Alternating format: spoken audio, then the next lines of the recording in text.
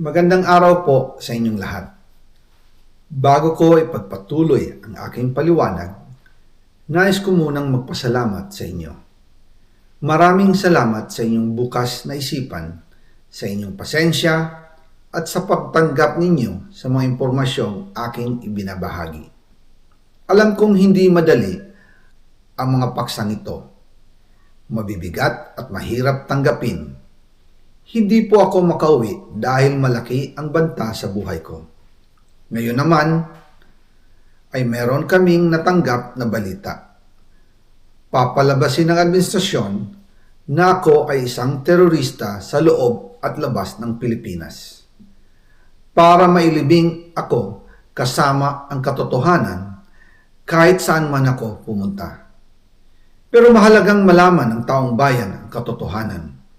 Muli, taos-puso akong nagpapasalamat sa inyong pakikinig.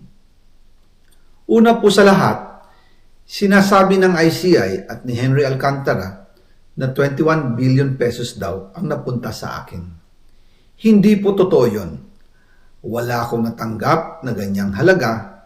Ang totoo, mula 2022 hanggang 2025, ang kabuuang pera na dumaan sa akin para ibigay kay Pangulong Bongbong Marcos at kay dating Speaker Martin Romualdez ay umabot sa 56 billion pesos at hiwalay pa dyan ang 100 billion pesos insertion ng Pangulo sa 2025 budget.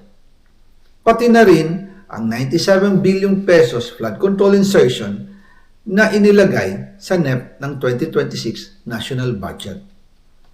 Balikan natin kung paano ito nagsimula. Noong 2022, kakaupo ko pa lang bilang chairman ng House Committee on Appropriations, sinabi na agad sa akin ni Speaker Romualdez na kailangan ko makapag-deliver ng 2 billion pesos kada buwan. Makalipas ang ilang araw, tumawag sa akin si Yusek Bernardo. Sabi niya, kailangan ng tulong ng Bulacan sa problema nila sa baha. Pinapunta niya sa opisina ko sa Kongreso si DPWH District Engineer Henry Alcantara. Sa naging meeting namin ni Alcantara, siya mismo ang nag-offer kung paano ang hatian sa mga proyekto ng DPWH. 22% para kay Speaker Romualdez, 2% para kay Yusek Bernardo at 1% para sa kanya. Doon po nagsimula ang tinatawag nilang deliveries. Ang sistema po ay ganito. Ang mga tao ni Henry Alcantara ay nakikipag-ugnayan sa mga tao ko na sina Paul Estrada at Mark Tiksay. Sila ang tumatanggap na pera mula sa mga tao ni Alcantara. Minsan sa bahay ko sa Valle Verde, minsan naman sa BGC parking. Pagkatapos nilang makuha ang pera, sila Mark at Paul naman ang nag-aayos o nakikipag-coordinate sa tauhan ni Speaker Martin Romualdez na si Jocelyn Sereno para sa pagdi-deliver ng male-maletang pera patungo sa bahay ni Speaker. Una, sa North Forbes Park sa McKinley Drive at nang lumipat siya sa number 14 Nara Street, South Forbes Park. Gusto ko pong linawin, hindi ako nakikialam sa mismong proseso ng paghatid. Dumaan lang po sa akin ang pera na agad dinideliver kay Speaker Romualdez. Ako lang po ang nagko-confirm sa text kay Speaker kapag nadala na ang pera sa bahay niya.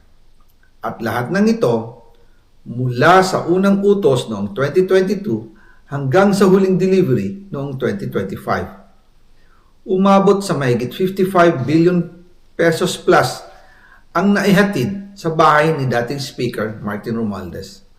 Madalas hindi nabubuo ang hinihinging 2 billion pesos bawat buwan ni Speaker, kaya iyan ang final total. Ang sinabi mismo ni Speaker Martin sa akin na hati sila ni Pangulong Marcos sa perang yon. Ang listahan ng mga deliveries na ito, kung kailan, magkano at saan dinala, ilalabas ko po kasabay ng video na ito. Noong November 2024, habang nasa proseso kami ng pagtatalakay ng budget, nakipag-meeting sa amin ni Speaker Martin si Yusek Jojo Cadiz. Sabi niya, masama raw ang loob ni Pangulong Marcos, wala raw siyang natatanggap na remittance. At dahil laging napapagalitan si Speaker Martin ng Pangulo mula Setyembre hanggang November, inutusan niya ako na mag-deliver ng 1 billion pesos para kay BBM. Ayon pa kay Yusek Jojo, nang ipaalam niya ito sa Pangulo, ang utos sa kanya ng Pangulo ay mag-ingat at siguraduhin si Yusek Jojo lang ang maghahatid. Ang instruction po sa akin ni dating Speaker Martin Romualdez ay dalhin sa number 30 Tamarin Street, South Forbes Park at ibigay kay Yusek Jojo Cadiz dahil ito raw ang drop-off point na malapit sa bahay ng Pangulo. Sinabi rin po sa akin ni Speaker Martin Romualdez na si PBBM ang nag-utos sa kanya na bilhin ang bahay sa number 30 Tamarin Street para gamitin bilang bagsakan at imbakan ng pera mula sa mga SOP, koleksyon at deliveries na para sa Pangulo. Noong December 2, 2024, personal kong i-deliver ang 200 million kay Yusek Jojo Cadiz sa number 30 Tamarin Street, South Forbes Park. Ayon sa kanya, dadalhin daw niya ito sa bahay ng Pangulo sa number 41 Nara Street, South Forbes Park. Kasunod nito, noong December 5, 2024, muli akong nag-deliver ng 800 million sa parehong address at Yusek Jojo Cadiz pa rin ang tumanggap. Sabi niya, iyon naman ay dadalhin sa bagong bahay ng Pangulo sa South Forbes Park. Sa kabuuan, 1 billion pesos ang personal kong naihatid. Ako mismo ang nagbigay ng pera, kasama ang aking driver at mga tauhan. At lahat ito ay base sa direktang utos ni Speaker Martin Romualdez.